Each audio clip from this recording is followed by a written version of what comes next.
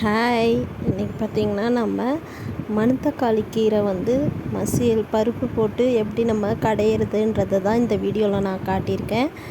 அதுக்கு முன்னாடி நம்ம சேனலை சப்ஸ்கிரைப் பண்ணுறவங்க பண்ணிக்கோங்க.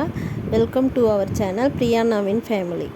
இப்போ பாருங்கள், துவரம்பருப்பு நான் எடுத்திருக்கேன். துவரம்பருப்பு 1 கப்பு எடுத்து நான் ஊற வச்சு அதை கழுவி வச்சுருக்கேன். இப்போ தண்ணி அது துவரம்பருப்பு முழுகிற அளவுக்கு தண்ணி ஊற்றிக்கலாம். இதில் பார்த்திங்கன்னா நம்ம பெருங்காயத்தூளை ஆட் பண்ணிக்கலாம்.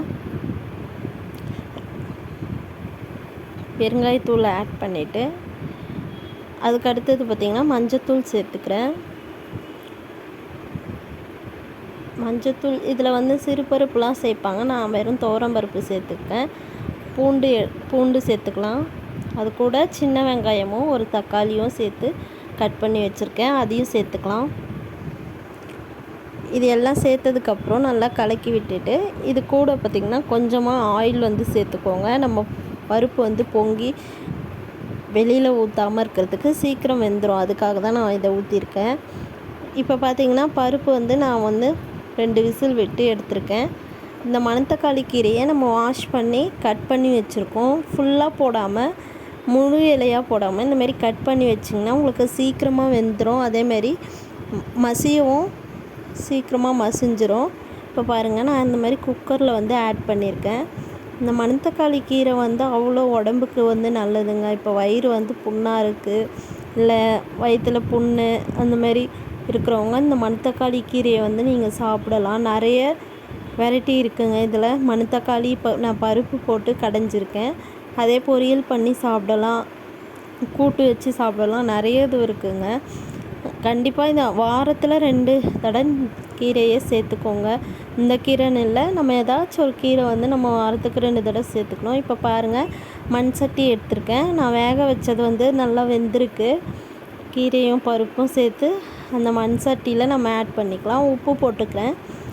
உப்பு போட்டு நீங்கள் கடையும் போது சீக்கிரம் மசிஞ்சிரும். தவறுங்க, இந்த மாதிரி நல்லா அது நீங்கள் மண் சட்டியில் ஊற்றிட்டு நல்லா கடைஞ்சிக்கோங்க.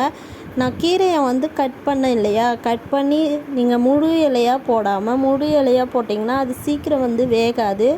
அதே மாதிரி மசியாது, டக்குன்னு உங்களுக்கு மசியாது.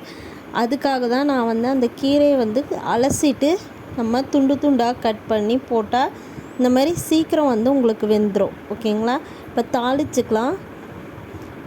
தாளிப்புக்கு வச்சுட்டு எண்ணெய் ஊற்றி அதில் கடுகு கொஞ்சமாக போட்டுக்கோங்க. கடுகு போட்டோடனே உளுத்தம்பருப்பு கொஞ்சமாக சேர்த்துக்கிறேன். அது கூட நம்ம காஞ்ச மிளகாய் சேர்த்துக்கலாம். காஞ்ச மிளகாய், கருவேப்பிலை சேர்த்து நல்லா பொரியட்டும்னு சொல்லி நம்ம அந்த சட்டியில் ஆட் பண்ணிக்கலாம்.